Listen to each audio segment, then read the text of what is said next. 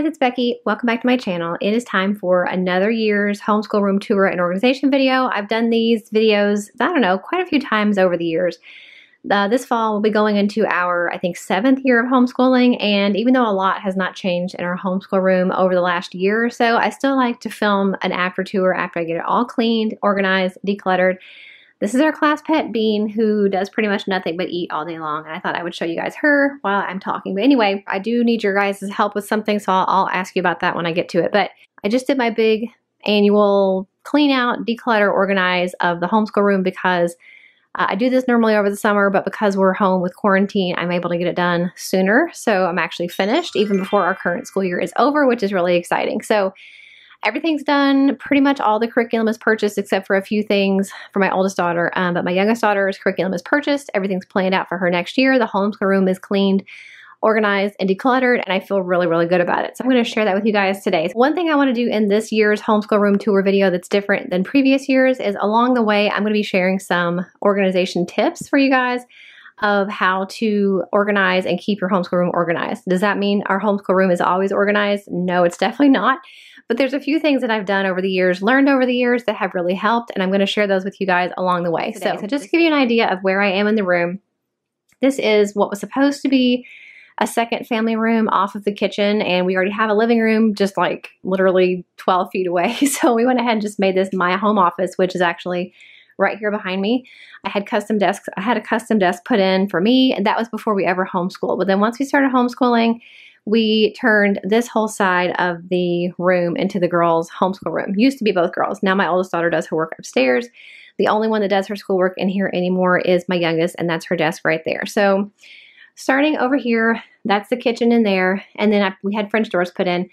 This is just a little wall right here where I keep quite a few posters. I leave these up pretty much all the time now just because there's still things that we're working on with my youngest daughter's English. All those posters came from the Dollar Tree, so we have Punctuation Paradise and Parts of Speech. I also have this United States map, which I shared in a different day in the life video.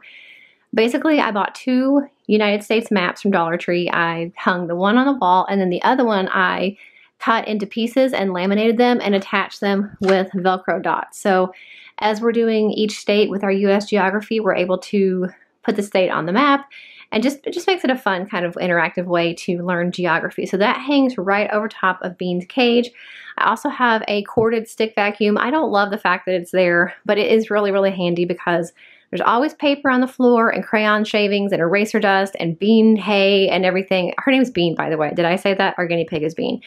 Anyway, she's always making a mess. So it's not the most beautiful thing in the world to have the vacuum there, but that is a tip that I have, is to keep some type of stick vacuum or dust buster or some type of little vacuum in your homeschool area so that you can quickly clean up messes and not let it get too overwhelming. Bean sits on top of these 3 IKEA cabinets. They actually used to be the bottom of my oldest daughter's desk when her desk was in here. If you want to see how the homeschool room was when both girls were in here, we had a desk there and then one went out here.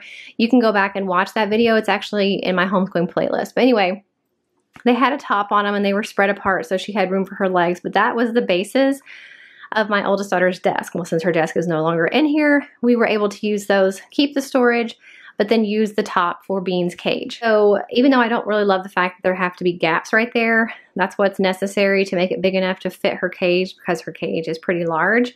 And it's okay. It doesn't bother me anymore, but obviously it's not the ideal situation. But that's where her cage is, and then we just use the bottom for storage. Still eating, by the way. Down here in the drawer stack, I have mostly office supplies. I have extra pens, rubber bands, binder rings, extra tape, ink, things like that. The next drawer is all paper and post-it notes, and yes, all the drawers squeak. That is the only bad thing. But staples, post-it notes, index cards, paper punches. This drawer is extra markers, glue sticks, scissors, pencils, erasers, and there's actually markers underneath this that are like laying flat. Again, more markers, highlighters, and like crayon, the coloring crayon pencil type things, and then some dry erase markers. And at the bottom, I just keep my 3-hole punch and my laminating machine, the Velcro dots I talked about earlier, and then I've got laminating pouches on the bottom. And that's one tip I actually have for you guys to organize and to not waste paper, is to laminate things that your kids are going to be writing on a lot.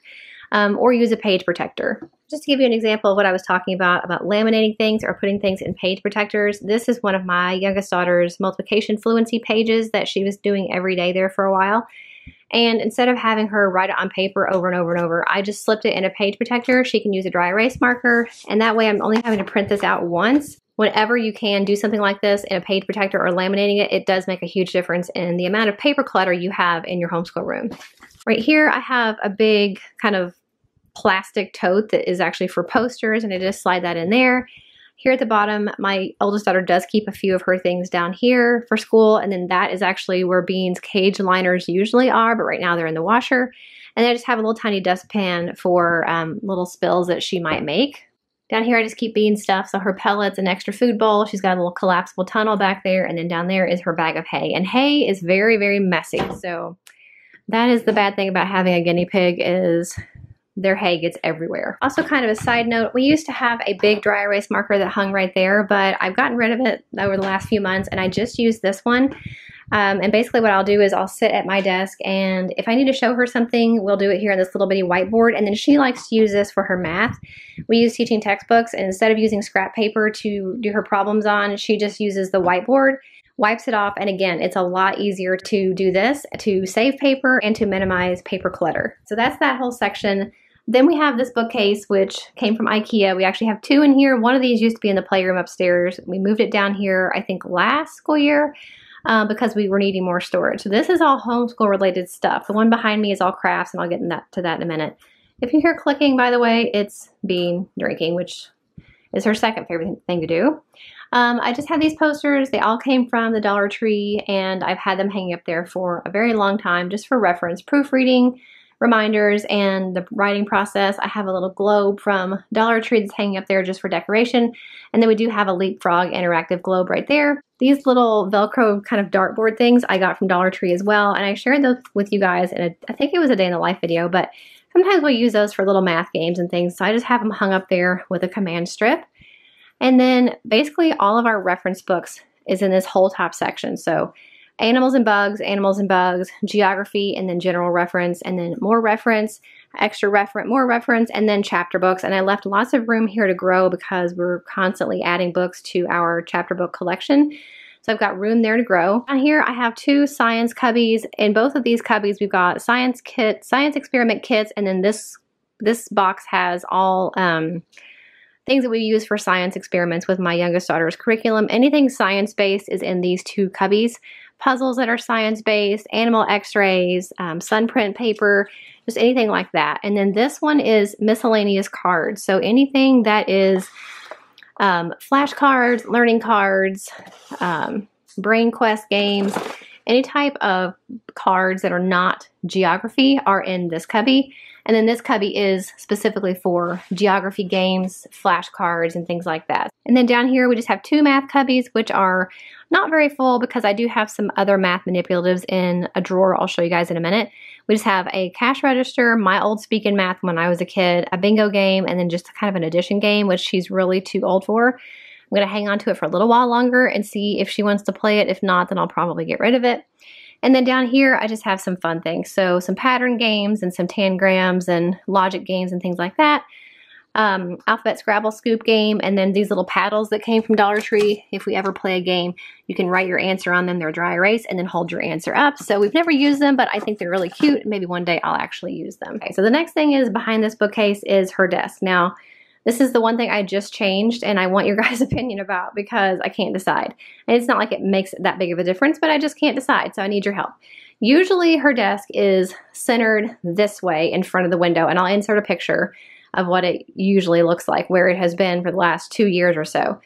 I think it looks better that way, it's prettier that way, but I also kind of wanted to change things up for my sake and for hers. And I know when I was a kid, whenever we would come into class and the teacher had moved the desks, it was always like the most exciting thing ever.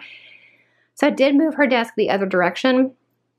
Either way, like this way or that way, it's fine because when I'm sitting here at my desk, all I have to do is turn around and she can see me just as well either way. So from that standpoint, it doesn't matter. I just kind of wonder what you guys think. Like, do you not like it this way, or do you like it better when it was like horizontally placed in the room? So you guys let me know in the comments your thoughts on that.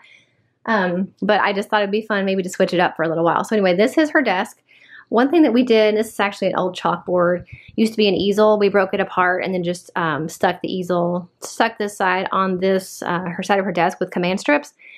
That way, if she ever wants to still play with the chalkboard, it is right there for her. But another thing I have done to add some extra storage and organize things is to hang things that she needs easy access to with command strips. So this map here, she's got a United States map on one side and a world map on the other, and it was always laying on her desk and falling down and getting in the way, so I just punched a hole in it and put a binder ring in it. Same thing with this little kind of cheat sheet for possessives that she's using right now. Basically just hung them off the side of her desk with a command strip. So it's using this vertical space while keeping it out of the way, but still easily accessible for her when she needs it. So that's a tip that I have, is to hang things that you can using any of the vertical space that you can, either on the side of a desk or on a wall, or on the inside of a cabinet door. Anything you can do to use vertical space is always a good thing. Okay, so that is her desk. And then on the back of her chair, I actually have this little pocket that came from Dollar Tree. They still have them, so next time you're in Dollar Tree, check to see if they have them, but it was a good place for her to keep, she's actually, one of these is her sister's, but a storage clipboard that they take with them everywhere. That's another thing that I really recommend, even if you don't homeschool. My kids have loved these and used these so much, but it's really nice if you're going on a field trip, or you are going to be doing school at the library, or when you go out to eat and you're going to bring your schoolwork with you. These things are amazing because obviously they open up, so you can put papers and pencils and things they might need. Their schoolwork can go here, and then it's very easy. It's very easy for them to carry and take around. So we just keep both of them back there. That way they're very easily accessible to both girls. And over here, she just has her trash can, and then all of her drawers, which was the same as that one over there. This one's all of her supplies except for the bottom one. So the top drawer is all of her crayons, pencils, pens, scissors, glue, dry erase markers, and all that stuff. We actually use these little kind of face pads from Dollar Tree as a dry erase eraser. So another tip, if you don't want to have to buy a dry erase eraser or use your hand, these little things are really nice. So that's all of her supplies. So all of her supplies live in that top drawer. The second drawer is her strips for her word wall, vocabulary wall. I'll show you that in a minute. Normally I would buy these word wall strips from Dollar Tree. You can get them at Amazon or school supply stores. And every day she has a different word, vocabulary word, that she would hang on her word wall. But it was getting to be an issue because we had tons of these laying around and it was wasting paper. It was constantly something I was having to rebuy. So I decided to go ahead and, kind of sticking with my lamination trick, I laminated them so that all she has to do is do her word on this laminated strip. We put it in the word wall pouch, and then at the end of the week, she wipes it clean and we start over. So we do still have a few of the ones left over to write on that are just like disposable, but then the rest of them we're going to be using these laminated ones. So extra paper, and then she's got all of her little notepads and things here. Down here is all of her art pads that she's using, her pencil pouch, and any decorative tape that she's using, like washi tape. And we labeled them for her as well. So unfinished projects, so anything that she's working on that she's not quite finished. I got tired of it laying all over the place. So we made her a special section for any unfinished projects that she wants to go back and work on later. So highly recommend that. Whether it's homeschool work or your kids like to draw or color and they leave unfinished things all over the house, find a place for them to put their works in progress. So whether it's a folder or a drawer like this, that they know if they have something that they're not done with and they don't want it thrown away, then put it in the unfinished project section or folder or drawer, and that way they can go back to it later. But now if this starts getting out of control, I'm going to make her go through and like either finish them or get rid of them, because I don't want a whole drawer full of unfinished projects. And then just in the front, a pair of headphones. The bottom drawer is the only thing in this whole drawer stack that's not really for her to bother. It's all math manipulatives, and the only reason I didn't put it in that cubby behind me is because some of these things were almost done with, or they're really small, and I didn't want them in a big cubby. I wanted them kind of more compartmentalized in a drawer. We've got anything math related. We've got dice and electronic math games, other types of dice, dominoes, and a dry erase little game cube, some time and fraction game kits, which she's almost done with those. Just anything math that I didn't want all this stuff like in that cubby. It just would look ugly. So I was much happier to leave it in this drawer. And then over here, she just has her cabinet for her everyday work. So this is what she's using the most. In the back is all things that we're not using right now. So old curriculum or curriculum we're going to be using in the future. But the front is all of her stuff. So things that she does every single day is in the front 2 shelves, and that's where she can keep all of her work. Over here in this wall, same cabinet from IKEA. I think they changed the name, but it's the same thing pretty much. I just have my printer up here at the top. We have a thankfulness jar right there. We have our homeschool rewards store. I did a whole video about that if you guys want to see it. It's linked in my description box for you guys. But basically, we just use a reward system for the girls whenever they earn a certain amount of, we call them Loki bucks. Loki's our dog. They can turn their Loki bucks in for something in the store. And over here, I just have some oversized things. My yoga mat, which sometimes I use if I work out in here. Some poster paper and things. And just a really big kind of coloring book thing. But anyway, this cabinet's just like the one behind me that I just showed you, but all of this stuff is non-homeschool related, but craft related. My girls are really into crafts. They're really into making things, coloring things, drawing things, all that stuff. So anything craft related is in this cabinet. I'm not going to go into it too in detail because it's not necessary really. But any type of book kit that we have up here, and they're divided by activities. Here is my youngest daughter's pen cubby where she keeps like gel pens and special markers and things. Then we just have glitter and paint, 2 empty cubbies, which is really important to have room to grow, stamps and stencils. And then down here, I just have craft supplies, jewelry and bead making supplies, craft kits, and floof, sand, Play-Doh, any of those tactile kind of hands-on things are in that little cubby. But one thing I do think is really important about organizing any space that kids are going to be using is getting them involved, having them help you decide where they want things, how they're going to put things back. It's really, really important. And it's still not going to work perfectly. They're still going to make messes. They're still not going to put things back exactly where they go. But if they're involved in the process and they have to help clean it up, I think it's a lot more motivating for them when they have actually had a hand in helping to organize it and seeing how much work went into it. So they have helped me over the years to kind of curate the stuff that they want down here and how they want it down here so they know where to find it and it's easily accessible for them and they know exactly where to put it back. Over here on my desk cabinet is this little pocket we've got at Dollar Tree. This is our word wall pocket. So just to kind of show you where those strips go, whenever she has a vocabulary word, we will put it on the strip and then put it in here. So that just hangs up there with command strips and has been a really nice little addition to our homeschool room because that way she can look at her words all week long to see what she's working in vocabulary. Something else that's been in our homeschool room for a very long time, we don't really need it that much anymore as far as a teaching clock, but this is how I taught my youngest daughter to tell time. And basically I just bought the clock at Target and I found the petals and the leaves and everything. I think it was free somewhere online, I don't remember where. Laminated them and hung it up there, and it just really helped her especially to really see the different times, and it helped her to learn to tell time more quickly, I think. So that just kind of hangs on the side of my cabinet up here. Guess what? With command strips. If you can't tell, I love command strips. Something else I want to show you guys that has made a huge difference when it comes to staying organized in our homeschool is how I organize answer keys. If you homeschool, then you know every curriculum has a different answer key, and if you want to grade work, you have to pull out this one for this subject, and this one for this subject, and this one for this subject, and it got really annoying, and it was a lot of stuff stacked everywhere. So what I did was made a binder for each girl, and every subject that they have, the answer keys are in one book, and I've just labeled them here. So if I'm grading history, I come over here, I'm able to grade history.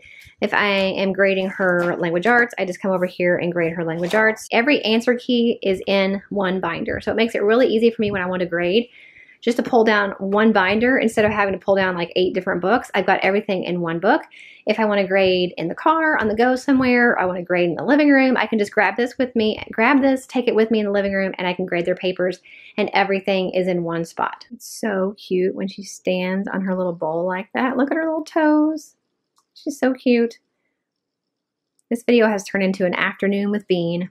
But anyway, that is our homeschool room tour and organization for the 2020-2021 school year. Like I said, not a lot has changed. If you have watched my videos every year that I've done them, you probably would say, well, that looks a lot the same, and it really does. I was excited to have it done early this year, and so I wanted to share it with you guys. I just need your opinion on what you think I should do with the desk. Do you like it this way, or do you think I should put it back horizontally, or do you not think it matters and I should just leave it this way for a while and let it be different and then move it back? So anyway, kind of need your input on that. But I really hope this video was helpful. I really hope you enjoy the little organizational tips along the way. No matter where you homeschool, whatever your space looks like, definitely leave me any tips that you guys have for getting organized and staying organized when it comes to homeschooling. I would really appreciate it. And I know anybody else reading the comments looking for some organizational ideas would really appreciate it as well. If you like this video, make sure you give it a thumbs up. Don't forget to subscribe if you're not already. And also check out the homeschooling playlist. It's linked for you in the description box. Every homeschooling video I've ever made is in that playlist, including any previous homeschool room tours. So you can really go back and get an idea of how things have changed from the very beginning. And it has changed quite a bit in the last 6 years. So definitely check those videos out if you're interested. And I will see you guys in the next video. Bye.